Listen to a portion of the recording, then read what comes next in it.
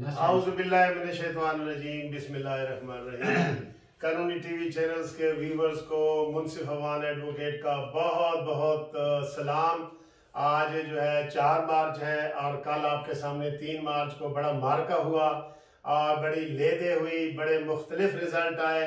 तो आज हमने खसूसी तौर पे 2 मेहमानों को, सीनियर मेहमानों को अपने कानूनी टीवी के स्टूडियो में दावत दी है। एहसान वाई साहब ANP के साबिक सदर हैं और हमारे फादर ऑफ द बार, इनको मैं कहता हूँ, ये मुझे मना करते रहते हैं लेकिन मैं इनको कहता रहूँगा क्योंकि ये है। और आपको सब वेलकम करते हैं।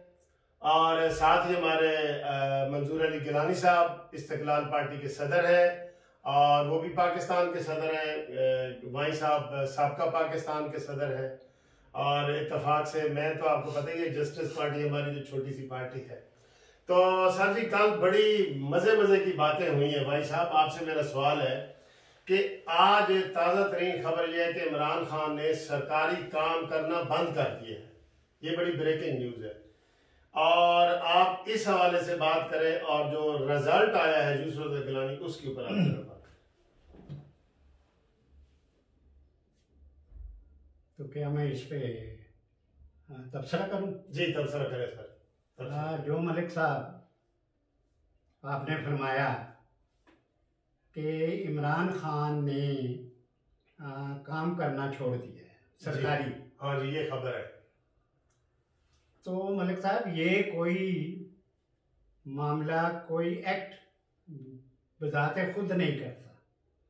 इसको कहा गया कि भाई अभी रोको अपने इस मामले को। ये इसने खुद नहीं किया क्योंकि जब से ये तशरीफ़ लाए हैं या इन्हें लेकर आए हैं, ये उनके इमाम पर मामला करते हैं जो वो कहते हैं और वही ये करते हैं। और कई पॉलिटिशियंस जो इनको कहते हैं कि बहुत ही ताबेदार है, तो आप ही एक्सप्लेन भी कर देते हैं कि ये ताबेदार एस्टेब्लिशमेंट का है, ये अवाम का नहीं है। सही है जी। हर काम ये जो इसे लेकर आए एक ऐसे शख्स को जिसको ना जोग्राफिये का पता, ना तारीख का पता, ना इकोनॉमी का पता, ना खारजा अमूर का पता, ना दाखिला अमूर का पता, जिसने मुल्क के बच्चों को भूख से मरवा दिया हो, जहाँ माएँ और बाप खुदकुशियाँ कर रहे हों कि बच्चों को रोटी नहीं दे सकते। तो वो शख्स ऐसे को लाना, मैं हैरान होता हूँ कि मैं बल्कि अब फिक्रमंद हो गया हूँ कि आया एस्टेब्लिशमेंट की अकल और उनका विजन इस काबिल है कि एक मुल्क को उन्होंने डिफेंड करना है जो जिसके हमसाया ममालिक से लड़ाई झगड़े भी हैं। हम एटमी ताकत हैं। एटमी ताकत होने के बाद मैं इसलिए परेशान हूँ कि हमें हमारे जनरल जो इस मुल्क को का दिफा जो कर रहे हैं या करना है जी, वो दूसरी बात है कि मादी में भी ये दिफा ना कर सके, मुल्क तोड़ दिया। इसलिए मैं मादी के हवाले से भी फिक्रमंद हूँ। पहले तो ये कम अज़ कम बंदे को की आशीर्वाद देते थे कि भाई फलां आ जाए, फलां आ जाए। अब अफसोसनाक जो पहलू पैदा हो गया है वो ये है कि अब ये ऐसा शख्स लेकर आए हैं कि जिसको के मुतल्लक इनका ये प्लानिंग थी कि ये जो हम कहेंगे वो करेगा। क्योंकि अब हालत ये हो गई है कि मुल्क चूँकि इकोनॉमिकली बिल्कुल ख़त्म हो चुका हुआ है, तो अगर कोई पॉलिटिकल इंसान, मैं नहीं कहता कि बड़ा ही पैट्रियट हो, मैं कहता हूँ कोई इंसान हो जिसको लोगों की, बच्चों की, माँओं की, बापों की, कि ये ख्याल हो कि इनके बच्चे भूखे मर रहे हैं और 2.5 करोड़ बच्चा जो है स्कूलों के बाहर है, तो वो उन्हें ये पता था कि ये अब हमें इस तरह नहीं रहने देंगे कि जनरल जो हैं वही हुकूमत करें, वही खारजा अमूर चलाएं, वही इकोनॉमिक मामलात करें। इसलिए वो ऐसे शख्स को लेके आए कि वो दिन कहे ये दिन कहे, ये वो रात कहे ये रात कहे। चलो अगले सवाल आपसे करते हैं। गिलानी साहब, ये बड़ी इंटरेस्टिंग बात है। मैंने ये वाई साहब से सवाल किया है कि इमरान खान ने काम छोड़ दिया है। अब क्या इमरान खान इतना मजबूर है कि वो ना खुद अपनी टांगों से चल सकता है, ना अपनी जबान से बोल सकता है, ना हाथों से काम वो कर सकता है। इसके अपने पांव हाथ सारे खराब हो गए। आप इसके बारे में क्या कहते हैं सर? मलिक साहब, अर्ज ये है कि जो कल इंतखाब था, हाँ जी, सेनेट का, उसमें मैं ये समझता था कि अभी हालात ऐसे नहीं है कि इमरान खान क्या जो शिकस्त हो जाए इसको। हालांकि हम तो अपोजिशन में हैं, उसमें ख्वाहिशात भी होती हैं। ख्वाहिश तो हमारी थी कि गिलानी साहब जीत जाएं जी, लेकिन मैं समझता था कि नहीं, अभी शायद ये मामला नहीं है, लेकिन ये हो गया। और आप ही ने मुझे आज बताया कि शाहिद खाकान अब्बासी ने एक इंटरव्यू दिया है। वो पाकिस्तान का साबिक वजीर आजम है, उनके पास जाहिर इंफॉर्मेशन तो थी, ऐसी तो बात नहीं करता। वैसे भी वो दूसरे लोगों से थोड़ा मुख्तलिफ आदमी है, बहुत बेहतर आदमी बहुत। शाहिद खाकान अब्बासी ने ये कहा कि रात के 11 बजे के बाद हमारे जो अहले हवस थे, जिसे वाई साहब एस्टेब्लिशमेंट कहते हैं, वो मैदान में कूदे और उन्होंने धमकियां भी दी, उन्होंने फोन भी किए और अपना दबाव बढ़ाया उन्होंने। ठीक है। इसके बावजूद इमरान खान का उम्मीदवार हार गया। इस सारे काम के बावजूद हफीज शेख का हारना जो है वो हफीज शेख की जीत या हार नहीं है। ठीक है, वो इमरान खान की और अब उसने काम करना छोड़ दिया है। असल में उसका जो दिल है ना, उसने ही काम करना छोड़ दिया है, मुझे तो ये लगता है। अच्छा, मैंने समझा कि उसके हाथ पांव खराब हो गए। दिल जो है ना, दिल उसका बैठ गया। अच्छा। बात ये है कि उसको नजर आना शुरू हो गया है, क्योंकि वो सारी साजिश का हिस्सा रहा जो नवाज शरीफ के खिलाफ की गई। जैसी करनी वैसी भरनी। अब उसको समझ आई है कि मेरे साथ भी खड़े हैं तो फिर भी मैं हार गया हूं। तो जो बात मैं हमेशा कहता हूं कि अगर आप स्ट्रगल करते रहे एक नुक्ता नजर के मुताबिक, तो बिल आखिर मुस्बत तब्दीली आती है। ठीक है। और वो आके रहती है। ठीक है। और ये उसकी तरफ एक इशारा है। सही बात है कि तब्दीली जो है वो मुस्बत आएगी। ठीक है। इस्टेब्लिशमेंट का किरदार जो है, अहले हवस का जो किरदार है बद है, वो इस मुल्क की सियासत से बाहर निकालना है, हमको निकालना है। और यही हाल है। और ये निकलना शुरू हो गया है। ठीक है। ये 1-2 दफा पहले भी हुआ।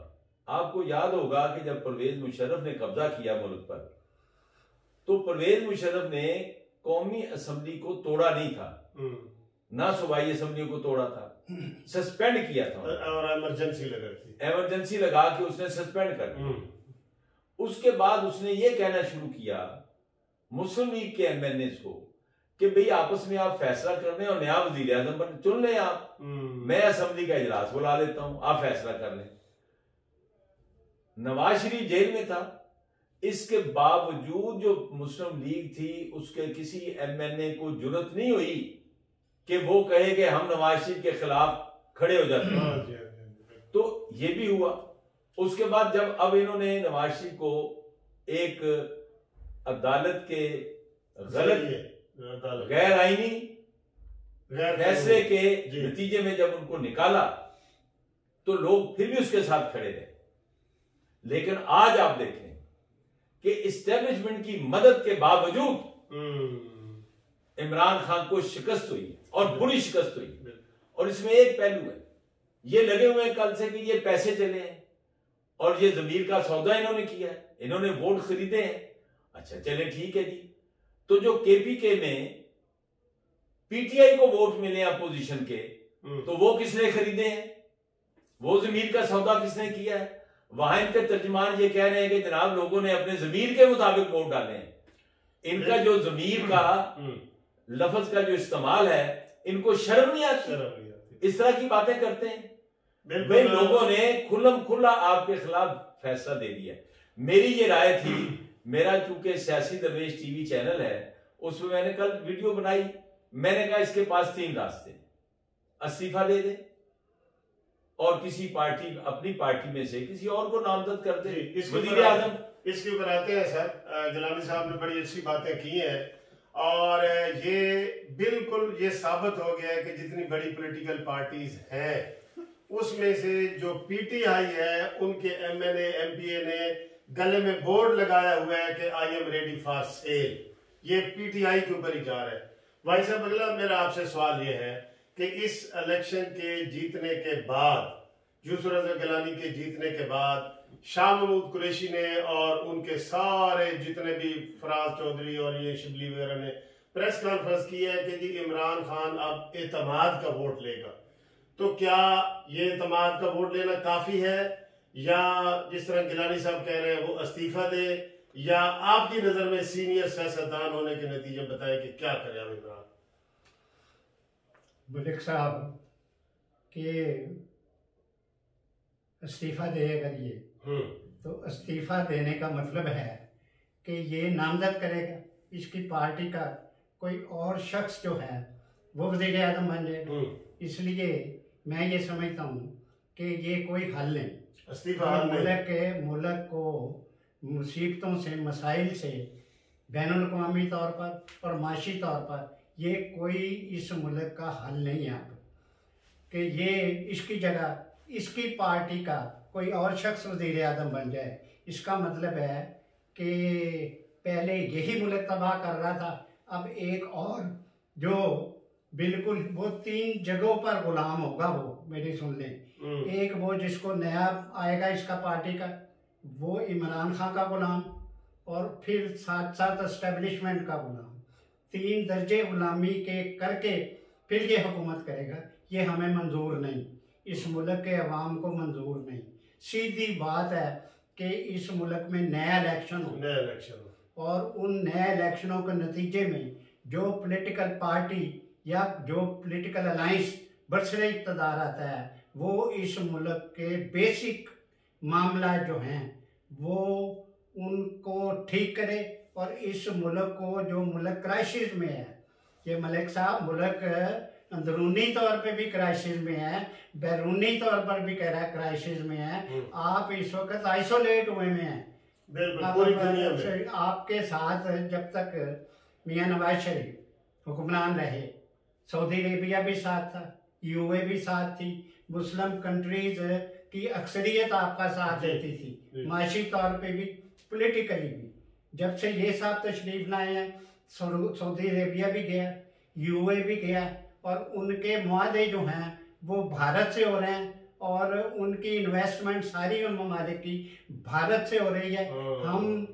हमें जो उन्होंने इमदाद के तौर पे रकमें दी हुई थी, इसके होते हुए उन्होंने वापस मंगवा ली, और वापस मंगवाने इसके पास पैसा ही नहीं, मुल्क में है कोई नहीं, ये झूठ बोलते हैं, खजाने खाली हैं, मईशत तबाह हुई भी। इन्होंने फिर ज़्यादा इंटरेस्ट पे चाइना से वो $1 अरब लिए पहले, फिर $1 अरब लिए, वो लेके इन्होंने सऊदी अरेबिया का वो कर्ज जिसको उन्होंने कहा कर्जा है वो वापस किया। इसलिए मैं ये समझता हूँ कि सीधी बात है कि अगर ये मुल्क 22 करोड़ अवाम का है और उन 22 करोड़ अवाम ने इस फौज को भर्ती किया हुआ है, इनको तनख्वाहें देते हैं, आप भूखे मर रहे हैं। इसलिए सीधी बात है कि वो सियासी पार्टियां इलेक्शन के बाद बरसरे इक़्तिदार आएँ जो इस कौम के साथ पहले वादा करें, हलफ उठाएं कि हम गुलामी नहीं करेंगे एस्टेब्लिशमेंट की,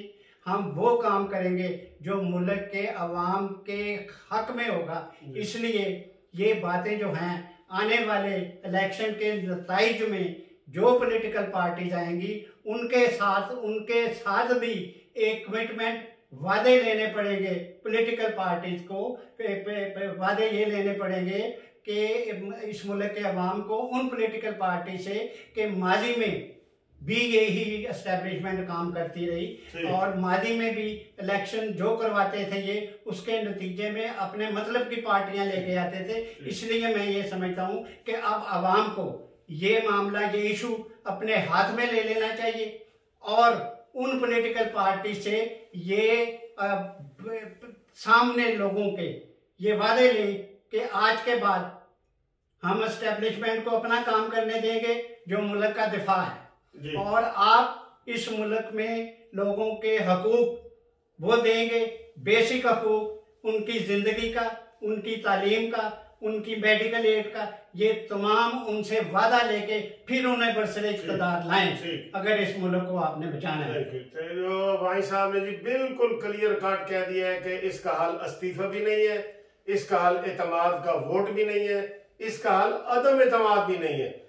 गिलानी साहब आप फरमाएं इसी टॉपिक पे कि क्या इसका हल अब सिर्फ नया इलेक्शन रह गया है, या ये जो शाह महमूद कुरैशी ने आगे बढ़ के कल प्रेस कॉन्फ्रेंस की है कि इसमें कोई और साजिश, शाह महमूद कुरैशी की अपनी कोई साजिश तो नहीं है इसके खिलाफ? बात ये है कि मैं अर्ज कर रहा था कि मैंने कल ये कहा था कि इसके पास 3 रास्ते हैं जी। एक रास्ता है कि ये इस्तीफा दे दे और इसकी पार्टी में से कोई नया बंदा वजीर आज़म बन जाए, ठीक है। दूसरा ये था कि ये असेंबली तोड़ दे और नए इंतखाबात हो जाएं, और तीसरा था कि ये एतमाद का वोट ले असेंबली के पास। ठीक है। अब ये एतमाद का वोट लेने के लिए आपकी एक बात तो फिर उसने मान ली ना, मैं ये अर्ज करता हूं। तो अब ये एतमाद का वोट लेने जा रहे हैं। अब इनका ये ख्याल है कि जो एस्टेब्लिशमेंट ने रात को 11 बजे काम शुरू किया था, अगर वो पहले कर देते तो शायद ये बच जाते। मैं ये कहता हूं कि अब इनके पांव से जमीन निकल गई है। और शाह महमूद कुरैशी की जहां तक बात है, कल शाह महमूद कुरैशी से मुझे ये तोक्को नहीं थी कि वो इतना नीची और घटिया बात करेगा जो कल उसने प्रेस कॉन्फ्रेंस में की है जी। उसकी तरफ आपकी शायद तवज्जो नहीं जी, बताएं सर। उसने कल कहा कि ये इस्लामाबाद में यजीदी कुव्वत जीत गई है। ये इंतहाई काबिले एतराज और काबिले मजम्मत है। उसको पता नहीं इतना मतलब ये कि ये बुखला गए हैं कि अल्फाज का चुनाव भी इनको नहीं आता। और जहां तक आपका ये ख्याल है कि जी शाह महमूद कुरैशी प्राइम मिनिस्टर का कैंडिडेट है, वो तो पहले से कैंडिडेट थे। वो तो इमरान खान की बजाय भी बनना चाह रहे थे, लेकिन वो नहीं बन सके। वो तौहन करन बैठे हुए हैं और इसी दाव पर बैठे हुए हैं, क्योंकि वो लोकल हमारी जो अहले हवस हैं और जो इंटरनेशनल एस्टेब्लिशमेंट है वो बैक वक्त दोनों के नुमाइंदे हैं। तो आप सर अदम एतमाद या एतमाद का वोट या इस्तीफा, इन तीनों के खिलाफ है आप भी? मैं आप अपना वक़्त दे। अब देखें, बात ये है कि जो हालात हैं, जो भाई साहब ने जैसे बताया, बड़ी तफसील से उन्होंने बात कर, बड़ी अच्छी बातें बताई। ये अगर कोरोना ना आता तो इमरान खान 2020 में ही चले जाते। अच्छा, कोरोना का इनको बड़ा फायदा हो गया।